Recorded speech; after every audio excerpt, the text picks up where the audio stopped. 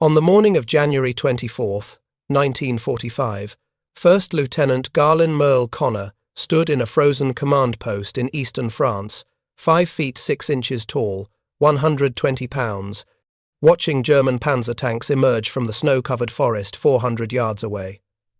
Behind those tanks came 600 German infantry soldiers. The temperature was 10 degrees below zero. Conner had been wounded 7 times in 28 months of continuous combat across North Africa, Sicily, Italy, and France. He had just returned from a field hospital 3 days earlier with a bullet wound still healing in his left hip. His commanding officer had ordered him to stay behind the lines and recover. Conner was 23 years old, from a tobacco farm in Clinton County, Kentucky. He had volunteered for the Army in March 1941, 8 months before Pearl Harbor, because the pay was steady and his family needed money. He had risen from private to first lieutenant, through 4 years of combat, earning battlefield commissions through action rather than officer candidate school. He was an intelligence officer now, assigned to battalion headquarters, responsible for gathering information about enemy movements and positions, not for direct combat. But the German tanks kept coming, and Conner knew that if someone did not stop them in the next 10 minutes, every American soldier in the 3rd Battalion, 7th Infantry Regiment, 3rd Infantry Division, would die. If you're enjoying this deep dive into the story, hit the subscribe button and let us know in the comments from where in the world you are watching from today. The German counterattack was designed to split American forces near the town of Husson, France, 5 miles from the German border. The date was significant.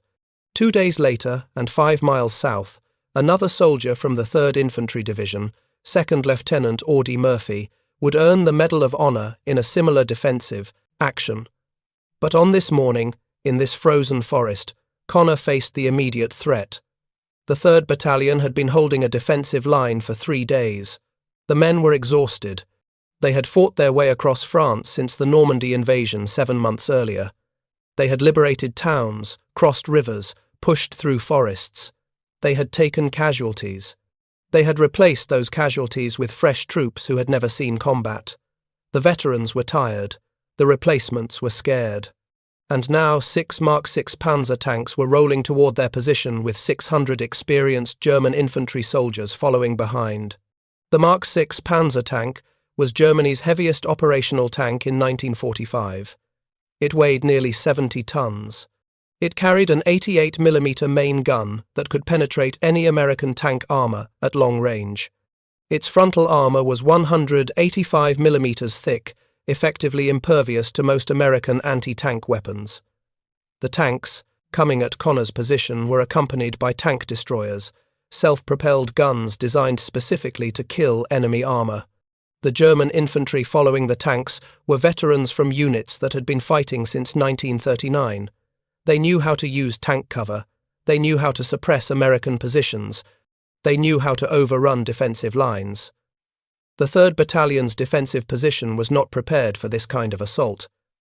They had dug foxholes and established fields of fire for rifles and machine guns, but they did not have sufficient anti-tank weapons positioned forward. They had artillery support from batteries positioned 2 miles to the rear.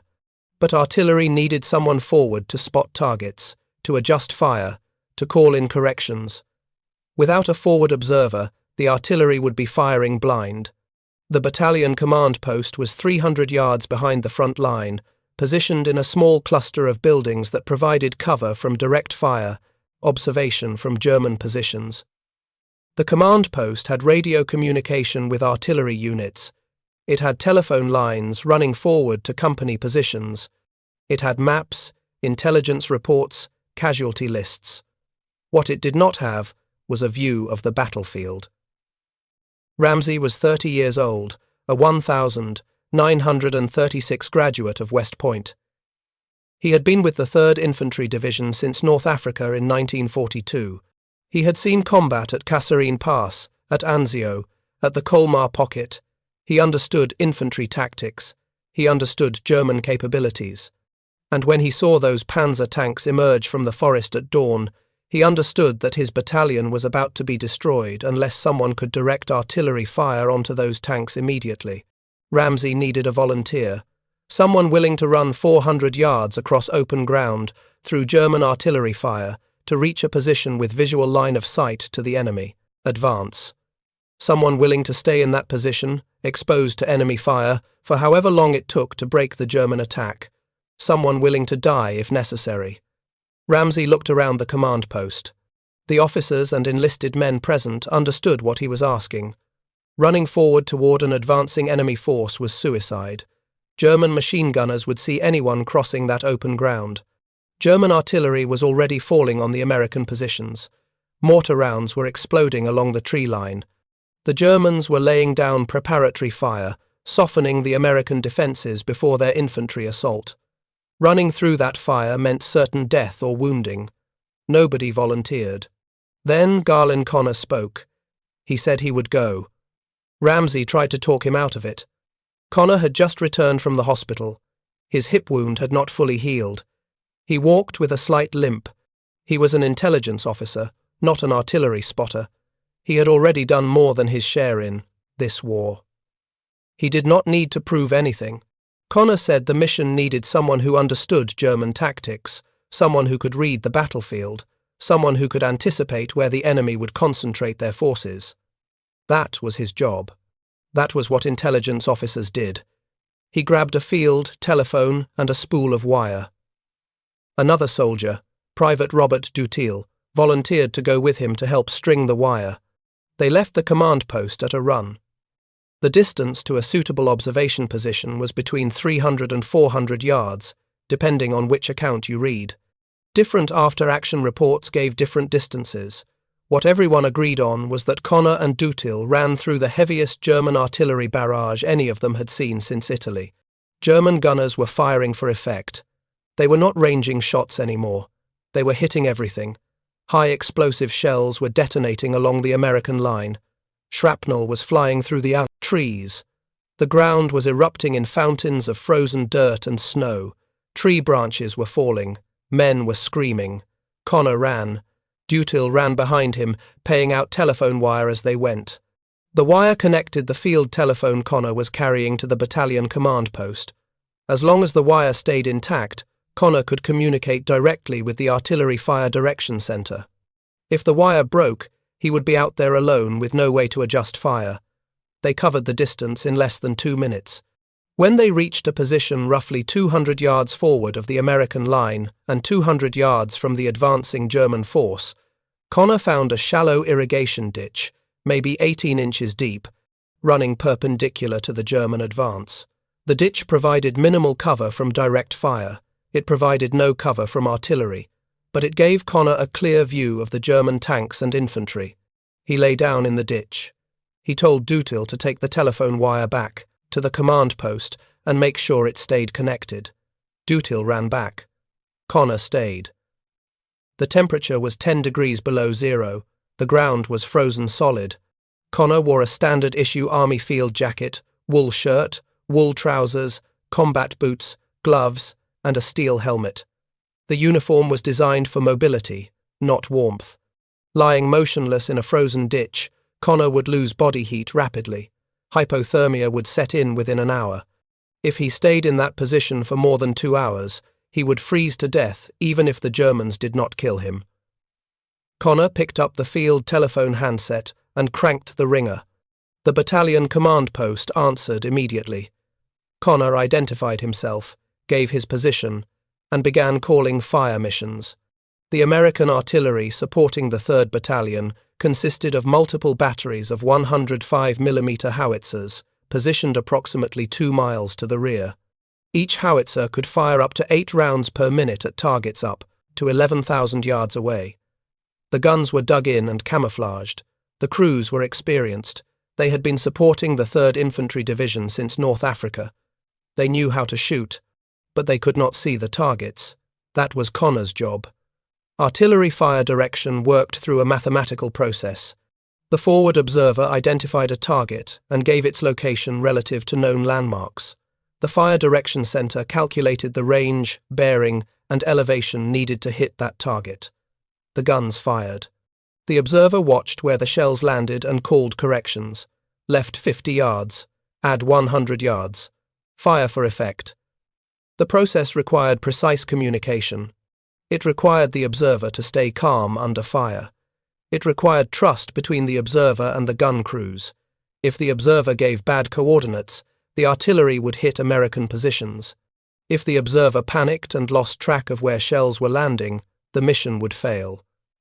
Conner had never served as a forward observer before. His training was in intelligence work, not artillery, but he understood how the system worked, and he had spent 28 months watching artillery missions in combat. He knew what worked, he knew what did not.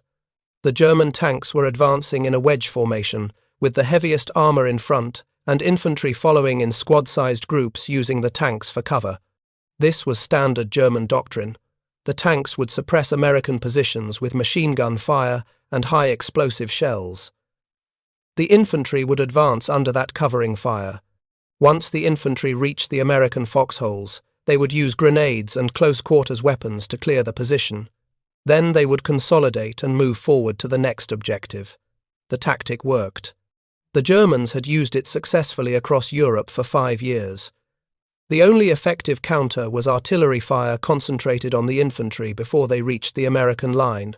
Kill the infantry, and the tanks would be isolated. Tanks without infantry support were vulnerable to close-range anti-tank weapons, but killing the infantry required hitting them with artillery while they were still grouped together behind the tanks. Conner began adjusting fire onto the German infantry. His first mission targeted a group of approximately 100 soldiers following the lead tank. He gave coordinates. The guns fired. Shells exploded 200 yards behind the target. Conner called corrections. Add 200. The guns fired again. This time the shells landed in front of the target. Split the difference. Fire for effect. The next salvo hit the German infantry formation. Men fell, others scattered. The formation broke up. The survivors took cover behind the tanks or in shell craters. Conner shifted fire to another group. For 3 hours, Garlin Conner lay in that frozen ditch, directing artillery fire onto 600 German soldiers and 6 armoured vehicles. For 3 hours, he remained motionless in temperatures cold enough to cause frostbite in minutes. For 3 hours, German artillery and mortar fire fell around him. Shells exploded close enough to throw dirt and snow onto his position. Shrapnel flew over his head. The telephone wire was cut twice by near misses. Each time, soldiers from the battalion ran forward under fire to repair the break. Each time, Conner kept calling fire missions. The German infantry kept advancing. They were taking casualties from the American artillery, but they kept coming. Their officers were driving them forward. Their mission was to break through the American line. They had orders. They had momentum. They had numerical superiority. At one point, German soldiers advanced to within 5 yards of Conner's position. 5 yards, 15 feet. Close enough that Conner could hear them talking, close enough that he could see their faces. They did not see him.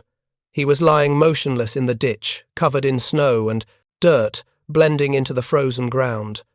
His field jacket was olive drab, designed to camouflage against European terrain. His helmet was painted the same colour. In the pre-dawn darkness and blowing snow, he was invisible. But if the Germans advanced another 10 feet, they would step on him. Conner made a decision that defined the rest of his life. He picked up the telephone handset and gave new coordinates to the Fire Direction Centre. The coordinates were his own position. He was calling artillery fire onto himself. The battalion commander, listening on the line, ordered him to withdraw. Conner refused. He said the Germans were about to overrun the American line. The only way to stop them was to blanket his position with artillery fire. If he withdrew, the Germans would punch through. The battalion would be destroyed. Conner said to fire the mission. The Fire Direction Centre hesitated. Firing on your own position violated every doctrine. It guaranteed killing your own man. The forward observer was supposed to stay alive to adjust fire. Dead observers could not call corrections, but Conner was not asking for permission. He was giving an order. Fire the mission. Now. The guns fired. Shells screamed overhead and exploded directly on top of Garlin Conner's position. The blast wave knocked him flat in the ditch. Shrapnel tore through the air inches above his body. The concussion was so violent it ruptured his eardrums.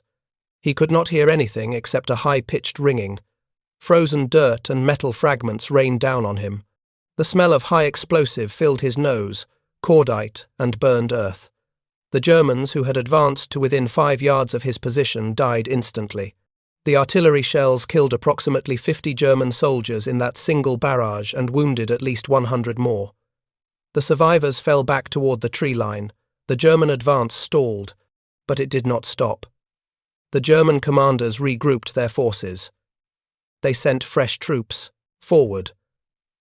The Panzer tanks continued advancing, firing their main guns at suspected American positions. The German artillery intensified. More shells fell on the American defensive line. More shells fell near Conner's position. He could not hear the explosions anymore. His hearing was gone, but he could feel them. Each detonation sent a shock wave through the ground. Each shell threw more debris into the air. Conner kept adjusting fire. He could not use the telephone anymore because he could not hear the responses from the fire direction center, but the telephone worked both ways. The battalion command post could still transmit messages to him. An officer would get on the line and tell Conner to acknowledge if he could hear. Conner would click the handset button once for yes, twice for no. They developed a code. 1 click meant fire mission received. 2 clicks meant adjust fire. 3 clicks meant fire for effect. Conner stayed in that ditch for 3 hours total. Different accounts, give slightly different times, but all agree it was close to 3 hours, from approximately 6:30 in the morning until 9:30. During that time, Conner directed approximately 40 separate artillery fire missions onto the German attack. He adjusted fire onto infantry formations, onto tank positions, onto German command posts. He called fire onto roads where German reinforcements were advancing. He called fire onto assembly areas where Germans were regrouping. And multiple times, when German soldiers advanced too close to the American line, he called fire onto his own position again. The German attack finally broke at approximately 9:30. The infantry withdrew to the tree line. The Panzer tanks pulled back. The German artillery stopped. The assault had failed. The Third Battalion held its position. American casualties were minimal compared to what they would have been if the Germans had broken through. Exact numbers vary by account, but estimates suggest the battalion suffered fewer than 20 casualties during the 3-hour engagement. The German casualties were significantly higher, approximately 50 killed, 100 wounded. Multiple tanks damaged or destroyed. The counterattack had been stopped. Garlin Conner climbed out of the ditch.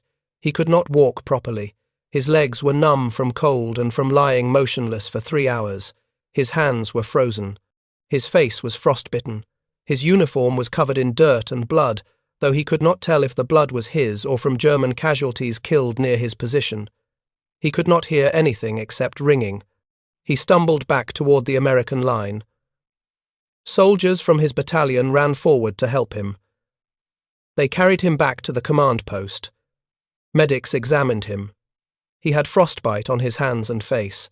His hearing was damaged, possibly permanently. He was suffering from hypothermia. His hip wound had reopened from the exertion and stress. But he was alive. Hours in a position that should have killed him 10 times over. Colonel Lloyd Ramsey recommended Conner for the Medal of Honor immediately after the action. Ramsey wrote in his official report that Conner's actions had saved the battalion. Without Conner's artillery direction, the German attack would have overrun the American position. The battalion would have been destroyed. Ramsey called Conner the bravest soldier he had ever seen, but the Medal of Honor recommendation never made it through the paperwork process. The 3rd Infantry Division was still engaged in active combat. Administrative staff were focused on immediate operational needs, not on processing award recommendations. The recommendation was downgraded to the Distinguished Service Cross, the Army's second highest valor decoration. The Distinguished Service Cross was still a significant honor. It recognized extraordinary heroism in combat. But it was not the Medal of Honor. And for reasons that would not become clear for decades, Garlin Conner's actions on January 24, 1945, would not receive the nation's highest military recognition until 73 years later, long after he was dead. Lieutenant General Alexander Patch, commander of the 7th Army, personally presented Conner with the Distinguished Service Cross on February 10, 1945, 17 days after the action. The ceremony took place at a field location in France. Patch pinned the medal on Conner's uniform and shook his hand. The citation read that Conner had voluntarily advanced 400 yards through intense enemy artillery fire to direct American artillery onto a German counterattack consisting of 600 infantry and 6 tanks, that he had remained in an exposed forward position for 3 hours, despite being within yards of enemy forces, that he had called artillery fire onto his own position to stop the German advance, that his actions had saved numerous American lives. The citation was accurate. Everything it described had happened.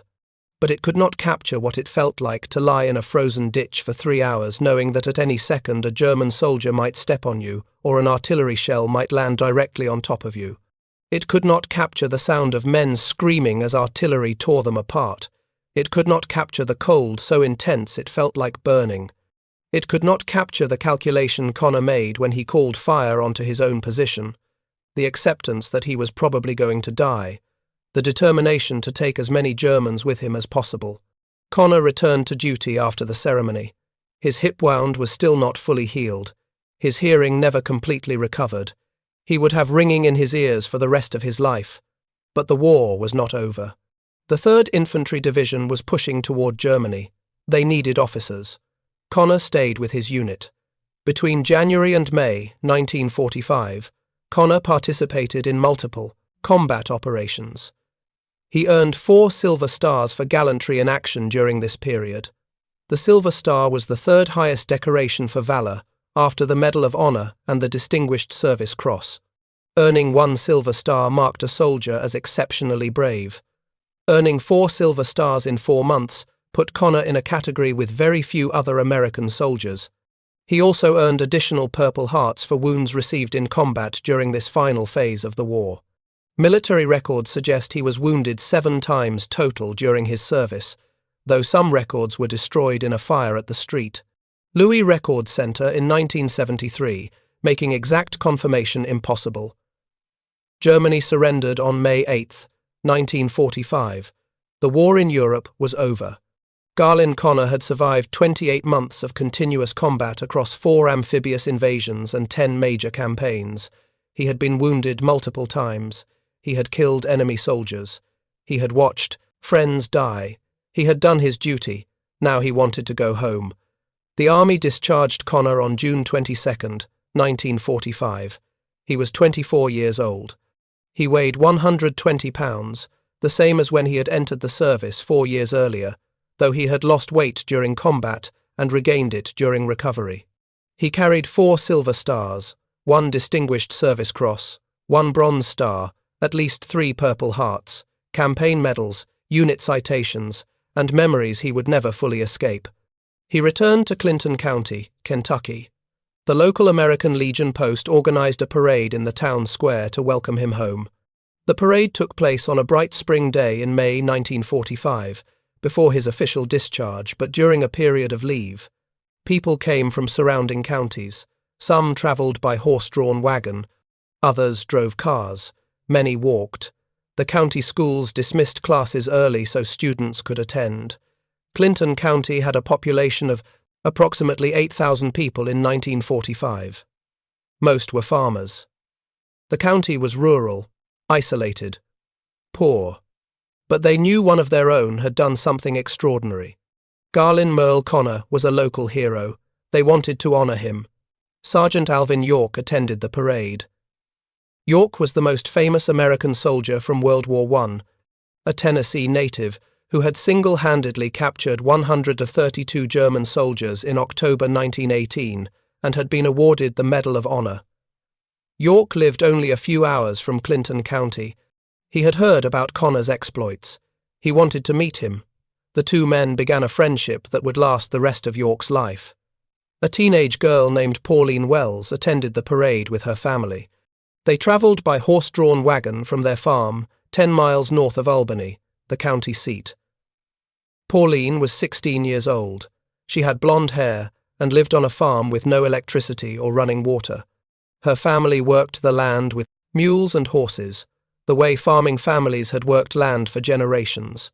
They grew tobacco, corn, hay. They raised cattle and chickens. It was hard work. It was the only life Pauline had ever known. She sat in the back of the courthouse with her family waiting to hear the war hero speak. When Garlin Conner walked to the front of the room, Pauline was shocked.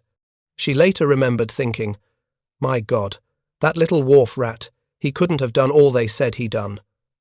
Conner was tiny, 5 feet 6 inches, 120 pounds. He looked like a strong wind would blow him over. He did not look like a warrior. He did not look like someone who had faced down 600 German soldiers and 6 tanks. He looked like a farm boy. Which, of course, was exactly what he was. Conner gave a brief speech. He thanked the crowd for their support. He said the real heroes were the men who had not come home. Then he sat down. He did not elaborate. He did not tell war stories. He did not describe what he had seen or done. Years later, Pauline would learn that her husband never wanted to talk about the war. When people asked, he would change the subject. When veterans' organizations invited him to speak, he usually declined. When journalists wanted interviews, he refused. The memories were too painful. The experiences were too personal. He had left them on the other side of the Atlantic, and he intended to keep them there. 1 week after the parade, Garlin Conner and Pauline Wells eloped. They drove to a neighbouring county in Conner's convertible. Pauline wore a homemade dress. They were married on July 9th, 1945. She was 16. He was 24. They had known each other for 7 days. The marriage lasted 53 years until Conner's death in 1998. They had 1 son, Paul, 1 grandson, and 3 granddaughters. Garlin and Pauline Conner settled on a small farm on Farm, Indian Creek, several miles north of Albany. The farm had no electricity. It had no running water. They worked the land with mules and horses. Garlin grew tobacco and hay. He raised cattle. He did the same work his father had done, the same work generations of Kentucky farmers had done. It was hard physical labor. It required rising before dawn and working until dark. But it was honest work. It was peaceful work. It did not involve killing anyone. In 1950, the United States government bought the Conners' property for the impoundment of Lake Cumberland, a massive reservoir created by Wolf Creek Dam. The Conners moved to the Rowland community in southeastern Clinton County. Garlin continued farming. He became president of the Clinton County Farm Bureau and held that position for 17 years. He was active in veterans organizations, including the Paralyzed Veterans of America and the Disabled American Veterans. He traveled to nearby counties as part of the Kentucky Disabled, Ex-Servicemen's Board to assist veterans and their dependents with claims for benefits. He helped other veterans navigate the bureaucracy, file paperwork, receive the pensions and medical care they had earned. Pauline said her husband found satisfaction in helping other veterans. He understood what they had been through. He understood the trauma, the nightmares, the difficulty readjusting to civilian life. Though the term post-traumatic stress disorder would not be widely used until after the Vietnam War, Pauline said her husband clearly suffered from symptoms consistent with PTSD. He had nightmares. He startled easily at loud noises. He rarely slept through the night. He carried the war with him every day for 53 years. If you find this story engaging, please take a moment to subscribe and enable notifications. It helps us continue producing in-depth content like this. Garlin Conner rarely spoke about the war. When locals in Albany asked about his service, he would change the subject. When his son Paul asked what combat was like, Conner would say he didn't want to talk about it. The medals sat in a drawer. The memories stayed buried. For 50 years, Conner lived quietly on his farm, raised his family, helped other veterans, and tried to forget what he had seen in France. In 1996, an Army veteran named Richard Chilton was researching the World War II service of his uncle, Private First Class Gordon Roberts. Roberts had served with the 3rd Infantry Division and was killed in action at Anzio on January 31, 1944. Chilton was gathering information about his uncle's unit, trying to piece together the circumstances of his death, trying to understand what his uncle had experienced. During his research, Chilton came across references to another soldier from the same unit who had earned extraordinary decorations. First Lieutenant Garlin Murl Conner, 4 Silver Stars, 1 Distinguished Service Cross, multiple Purple Hearts. Chilton was intrigued. He had never heard of Conner. Most Americans had never heard of Conner, but the official records suggested Conner had been one of the most decorated soldiers in World War II, second only to Audie Murphy. Chilton contacted Conner. The two men met in Kentucky. Conner was 75 years old by then, still living on his farm with Pauline. His health was declining. He suffered from diabetes and kidney disease. But he was willing to talk to Chilton about the war, willing to show him the medals, willing to share documents and photographs that he had kept for 50 years. Chilton asked about the action on January 24, 1945. Conner described it briefly. He said he had done what needed to be done. He said Colonel Ramsey and the other officers had kept him alive by repairing the telephone wire. He said the artillery crews had done the real work. Chilton asked why Conner had not received the Medal of Honor. The action clearly merited it. Calling artillery onto your own position to stop an enemy attack was the definition of valor above and beyond the call of duty. Conner said he didn't know. He said the paperwork had gotten lost somewhere. He said it didn't matter. He had the Distinguished Service Cross. That was honor enough. But Chilton thought it did matter. After returning to Wisconsin, where he lived, Chilton began researching the requirements for upgrading a Distinguished Service Cross to a Medal of Honor. He learned that the Army Board for Correction of Military Records could review cases and recommend upgrades if sufficient evidence existed. He learned that there was no statute of limitations for valor awards. If Conner's actions merited the Medal of Honor in 1945, they still merited it in 1996. Chilton began gathering evidence. He found Colonel Lloyd Ramsey, who was retired as Major General Ramsey and living in Texas. Ramsey was 81 years old, but his memory of January 24th, 1945 was crystal clear. Ramsey wrote a detailed statement describing what Conner had done. He wrote that in 3 wars, World War II, Korea, and Vietnam, he had never seen greater courage than Garlin Conner demonstrated that morning. He wrote that Conner deserved the Medal of Honor and that the failure to award it originally had been an injustice. Chilton found other witnesses, soldiers who had served with Conner, officers who had seen the action, artillery crew members who had fired the missions Conner directed. Each one provided sworn statements. In 1996, Chilton submitted an application to the Army Board for Correction of Military Records requesting that Conner's Distinguished Service Cross be upgraded to the Medal of Honor. The board reviewed the application and denied it in 1997. Their reasoning was that insufficient documentation existed to support the upgrade.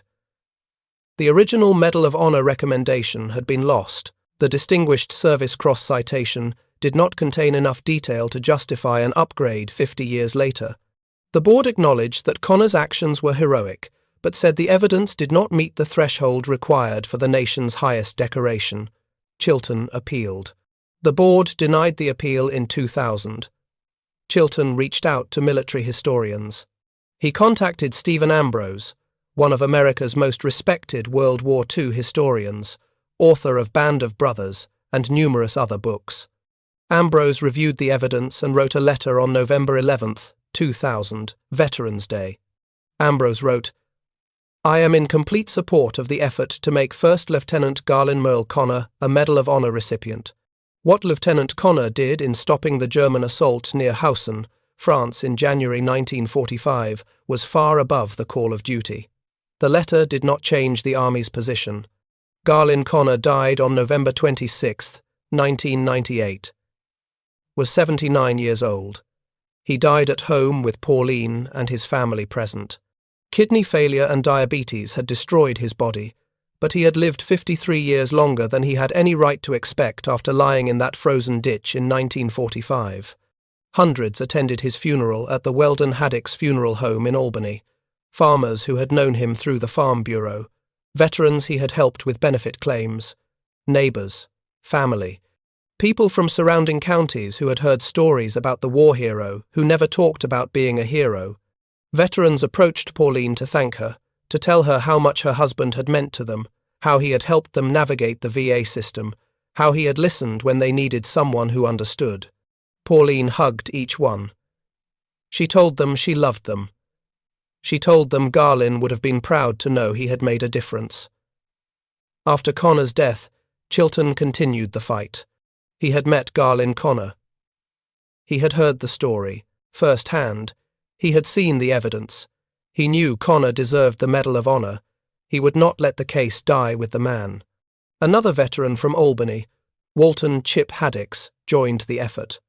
Haddix had known Conner for many years, but had not known about his military record until Byron Crawford, a columnist for the Louisville Courier-Journal, wrote about Chilton's efforts in 2000. Haddix was shocked. He had lived in the same small town as one of America's greatest war heroes and had no idea. Haddix began organizing local support. He contacted politicians. He reached out to veterans organizations. He built public pressure. In 2008, Pauline Conner resubmitted the case to the Army Board for Correction of Military Records. She had collected 3 additional eyewitness accounts from soldiers who had served with her husband. She had obtained letters from military historians supporting the upgrade. She had documented everything. The board took no action. Years passed. Nothing happened. The application sat in bureaucratic limbo. In 2014, frustrated by the lack of response, Pauline filed a lawsuit in United States District Court in Kentucky. She argued that the Army had failed to properly consider the evidence.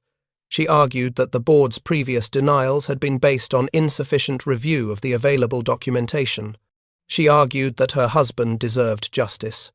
The district court ruled in her favor in 2015. The judge found that the Army Board for Correction of Military Records had not adequately explained why it had denied the Medal of Honor upgrade. The judge ordered the board to reconsider the case. The Army appealed to the United States Court of Appeals for the Sixth Circuit. On March 2, 2015, during oral arguments before the Sixth Circuit, something extraordinary happened. Assistant United States Attorney Candace Hill was representing the government's position. Her job was to defend the Army's decision to deny the Medal of Honor. For 15 minutes, Hill argued that the board's decision should stand, that the case should be left alone, that the court should not overturn the Army's judgment. Then, in a moment of complete candor, Hill broke down. She revealed that her father had been an officer in the Third Infantry Division during World War II. He had served in the same unit as Garlin Conner. He had been severely wounded on January 25, 1945, one day after Conner's action. Hill said through tears, "For all I know, Garlin Conner may have helped save his life." The courtroom was silent. The judges were stunned. A government attorney was arguing against her own case in the middle of oral arguments. Hill's emotional testimony convinced the court to submit the case to a federal mediator. The mediator reviewed all evidence and recommended that the Army Board reconsider. In 2015, the board voted unanimously to recommend that Garlin Conner be awarded the Medal of Honor. The recommendation went to the Secretary of the Army, then to the Secretary of Defense, then to the President. The process took time. Bureaucracy moved slowly. Pauline waited. She was 88 years old by then. She had been fighting for her husband's recognition for almost 20 years. She had given up hope multiple times. Each time, she would find the strength to continue. She owed it to Garlin. She owed it to the men he had saved. On an afternoon in early 2018, Pauline's phone rang. She answered. A voice said, "I have the President of the United States on the line. He would like to talk to you."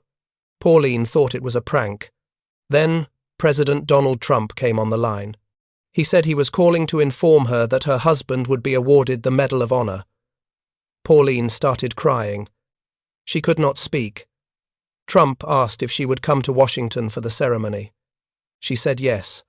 On June 26, 2018, 73 years after Garlin Conner had called artillery onto his own position in a frozen French forest, his widow received the Medal of Honor on his behalf in a White House ceremony. Pauline was 89 years old. She wore a black blazer and rose-colored blouse. Her once blonde hair had faded to grey. She walked slowly into the East Room, supported by family members. President Trump presented the medal. He said, "Lieutenant Garlin Murl Conner was indeed a giant. In his daring, his devotion, and his duty, he was larger than life. And that, he was. He will never, ever be forgotten. We will never forget his story." Trump described the morning of January 24, 1945. He described Conner running 400 yards through German artillery fire. He described the 3 hours in the frozen ditch. He described calling artillery onto his own position. He said Conner's actions had saved dozens of American lives. The citation was read aloud. First Lieutenant Garlin M. Conner distinguished himself by acts of gallantry and intrepidity while serving with Company K, Third Battalion, 7th Infantry Regiment, 3rd Infantry Division.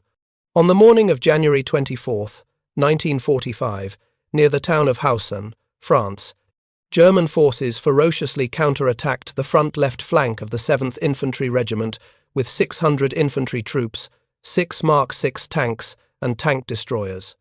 Lieutenant Conner, having recently returned to his unit after recovering from a wound received in an earlier battle, was working as the intelligence officer in the 3rd Battalion command post at the time of the attack. Understanding the devastating effect that the advancing enemy armour could have on the battalion, Lieutenant Conner immediately volunteered to run straight into the heart of the enemy assault, to get to a position from which he could direct friendly artillery on the advancing enemy forces. The citation continued. With rounds impacting all around him, Lieutenant Conner calmly directed multiple fire missions, adjusting round after round of artillery from his prone position until the enemy was forced to halt its advance and seek cover behind a nearby dike. For 3 hours, Lieutenant Conner remained in his compromised position, enduring the repeated onslaught of German infantry, which at one point advanced to within 5 yards of his position. As German infantry regrouped and began to mass in an overwhelming assault, Lieutenant Conner ordered friendly artillery to concentrate directly on his own position, having resolved to die if necessary to destroy the enemy advance. Ignoring the friendly artillery shells, blanketing his position and exploding mere feet from him, Lieutenant Conner continued to direct artillery fire on the enemy assault, swarming around him until the German attack was finally broken. By his heroism and disregard for his own life, Lieutenant Conner stopped the enemy advance. The artillery he expertly directed, while under constant enemy fire, killed approximately 50 German soldiers and wounded an estimated 100 more, preventing what would have undoubtedly been heavy, friendly casualties. His actions are in keeping with the highest traditions of military service and reflect great credit upon himself, the 3rd Infantry Division, and the United States Army. Pauline accepted the medal. She held it in her hands, this small piece of metal and ribbon that represented her husband's courage, his sacrifice, his willingness to die for strangers. She thought about the young soldier she had married 73 years earlier. She thought about the 53 years they had spent together on their farm. She thought about the nightmares he had suffered, the memories he had carried, the burden he had borne silently. She thought about how he had never complained, never sought recognition, never asked for anything except to be left alone with his family and his land, she said to the assembled crowd. After all these years, it really is and truly is an honor. I had really and truly given up on it, but he has a record that speaks for itself.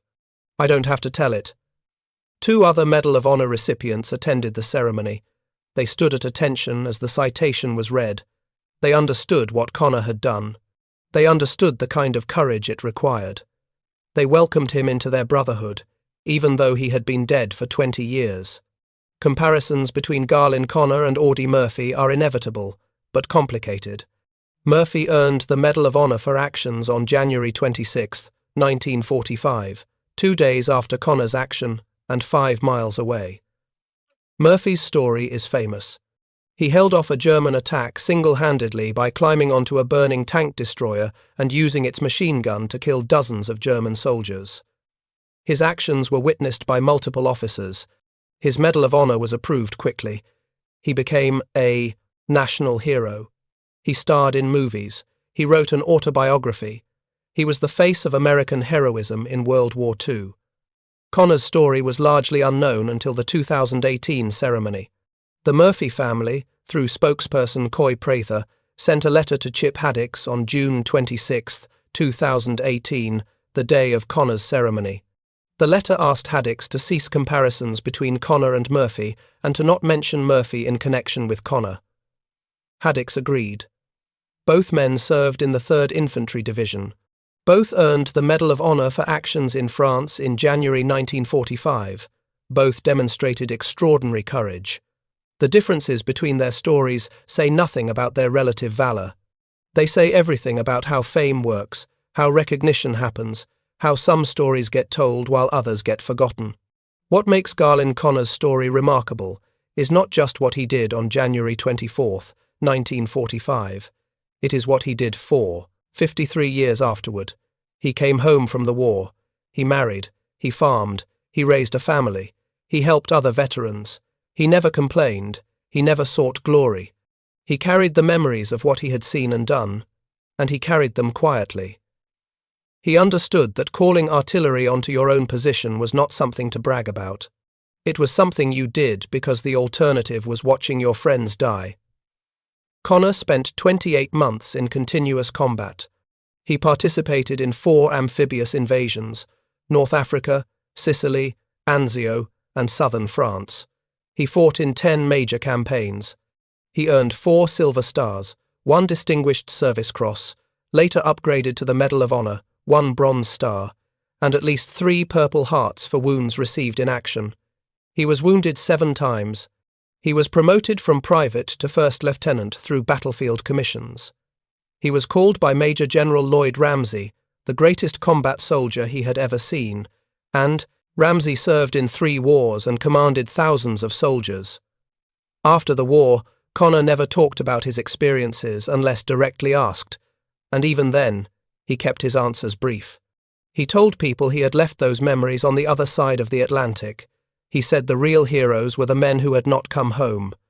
He refused interviews. He declined invitations to speak at military events.